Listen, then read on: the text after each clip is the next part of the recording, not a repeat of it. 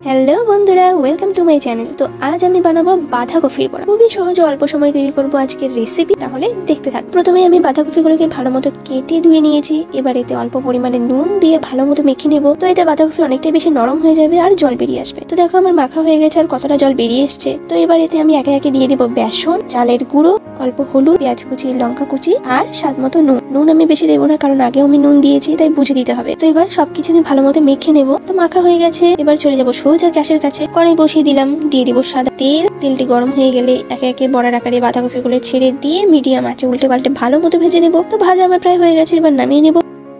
এভাবেই একে একে বাকি বড়াগুলোকে আমি ভালো মতো ভেজে নেবো। ভাজা শেষ। তো তৈরি হয়ে গেছে আমাদের আজকের বাঁধাকপির বড়া। তোমাদের যদি আমার ভিডিওটি ভালো লেগে থাকে তাহলে অবশ্যই একটা লাইক করে দিও, আর এরকম ভিডিও দেখার জন্য আমার চ্যানেলটিকে সাবস্ক্রাইব করে দিও। তাহলে তোমাদের সাথে দেখা হবে আবার একটি নতুন ভিডিও নিয়ে। তো আজকের মতো বাই।